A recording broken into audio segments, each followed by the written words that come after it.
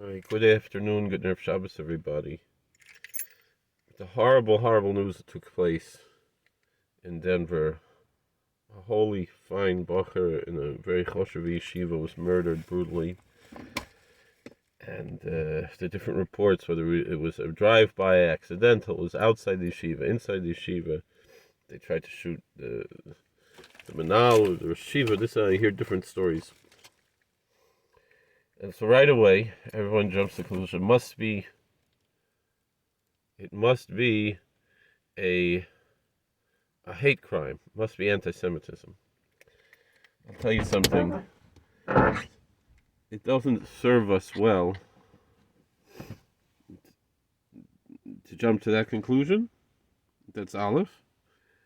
But even more than that, the whole idea of hate crime legislation, they said that if this was in New York City, any attack inside of a synagogue is assumed to be a hate crime. It's not true. First of all, like my father, who was a police officer, used to say, every crime is a hate crime. You don't attack someone because you love them. So obviously they mean hate crime. They mean identity politics. You belong to a particular religion, a particular race, a particular this, that. But a crime is a crime. A person commits murder. There shouldn't be any difference if he committed it because he wanted money, because he's jealous of a girlfriend, or because he didn't like a person's religion. It's wrong either way. So when you come down to identifying politically and legally something as a hate crime, what you're really doing is identifying as a thought crime. And that's a slippery slope we don't want to go down, because if they can start to legislate something as a thought crime in such a horrible and evil context as it is there, what's to stop them from doing the same thing, declaring a particular religion to be a thought crime, this and that? So don't feed those monsters of jumping into either hate crime. The other thing is, particularly with anti-Semitism, the Zionist movement, they feed off of that. The heresy, which is a heretical ideology, the heresy of Zionism has to live off of anti-Semitism. If we live in peace, in Golus, like we're supposed to, like Yirmiyahu Navi taught us to, like Jeremiah taught us to, that we should live and seek out the peace of all of our neighbors. Instead of asking what's good for the Jews, we should ask what's good for everybody. That's what the Bible teaches. That's what Jeremiah teaches. Jeremiah 31. Seek out the peace, the welfare, the prosperity of the city where I have sent you. Don't listen to the false prophets saying we're going to go back to Jerusalem before the right time. In that time it was 70 years. In our time it's till Mashiach comes. So with that being said,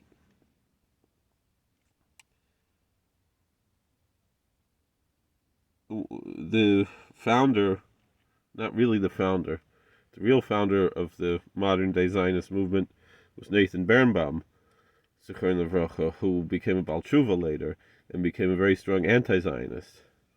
And he's actually the real founder of Zionism. But his old friend, who he later parted with, Herzl, Yimach Shemay V'Zichrei, he started this heretical movement, and one of the things that he taught was that the Zionists, he wrote this in his journal, and I think it's in der Judenstaat also, that the Zionists should play up anti-Semitism because it'll encourage Jews to leave Golus and go to wherever the Judenstaat got signed. They didn't care if it was Eretz Yisrael or Uganda or anywhere else, wherever he could get them all together. We know Yaakov Avinu, when he was running from Esav,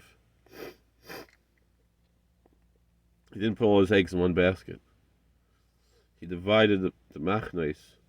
He divided the camps. This way, if one camp is attacked, then there's an initial afleta, then there'll be a refugee camp, because you're not putting all the eggs in one basket. So to do such a thing, if there really is such a threat of anti-Semitism, you're going to put all the eggs in one basket. The Ramban says, Nachmani says, it's a dangerous thing, because nowadays, Meaning, if all the Jews would go to Eretz Yisrael, and Chas v'Shalom, Iran gets a bomb, can you imagine? Chas v'Shalom, an instant Holocaust? We don't want that to happen.